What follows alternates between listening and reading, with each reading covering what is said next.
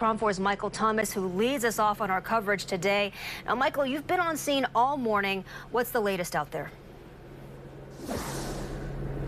Well, you know, I got here right around 9 o'clock, and according to neighbors, they say around 8:15 is when all of this happened. And as you said, right now we only know that one officer has been shot. But take a look. This has been the scene for the last 3 to 4 hours. I mean, we're talking dozens of police agencies, or excuse me, police officers, dozens of cruisers with multiple agencies. We've seen SWAT team here. We've got the helicopter that's been surrounding the area for the last 3 hours. Around 10:30 during our morning show, we did have somebody exit one of the units that you're looking at right now, and that person was asked to come out with their hands up, which they did, and then they went into police custody. But just about maybe 30 to 40 minutes ago or so, another person was asked to come out and to come down these stairs and then make a right, and that was with police, you know, using the intercom to have them come out. Nobody did come out at that time. This helicopter continues to circle, so we can assume that there is obviously still somebody inside of this unit. I spoke with a neighbor at some point earlier this morning who tells me they live about 2 to 3 doors down from the unit. The only information they could give me about the people who lived in the unit was that it was 2 adults, it was a male and a female, and that the unit had 2 bedrooms. He tells me he went to go drop his child off at school at around 8:15. At that time, he saw police heading into this complex. And just to give you guys kind of a brief overview, this location, I don't know if our photographer Henry can kind of move around a little bit. This is a park. It's called O'Connor Park in the middle of San Jose, or excuse me, in the middle of an apartment complex in San Jose.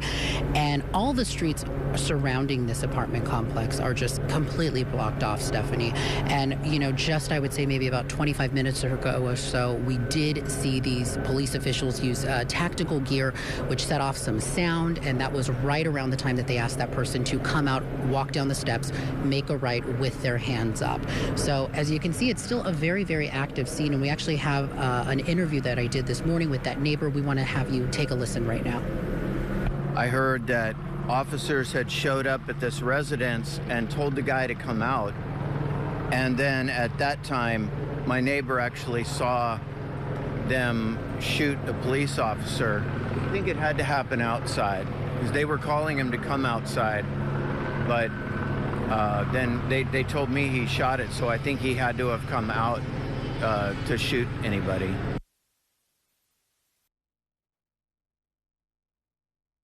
Fence that you're looking at, that is exactly where we saw the first person come out with their hands up and go into police custody. So we are assuming that when the second person comes out, they will either come through that entrance or through the front entrance, which will eventually zoom out so you can see the staircase, because again, they are asking that person to come out with their hands up and come down these stairs and then make a right.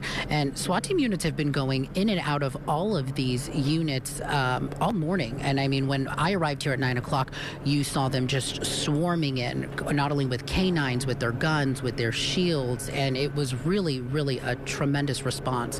And as I've said, this helicopter has been circling this apartment complex for the last 2+ hours, Stephanie. And I know the newsroom has been getting more details as well, correct?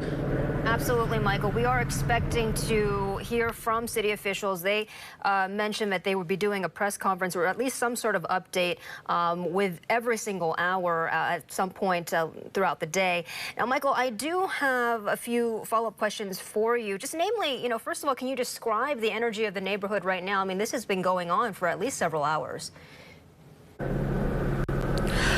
Well, to describe the neighborhood right now, it's really just the police and us media here. From my understanding, they evacuated everybody on this side of the building, or this side of the complex that you're looking at, and the people on the opposite side, kind of where I am, are still allowed in their homes, but they're all inside. So it's very quiet right now. And that neighbor that you heard from, he says that he's lived here for 20 years and that nothing like this has ever happened. And the scene you're looking at, take a look at the red or orange tape right here. They actually extended it farther back.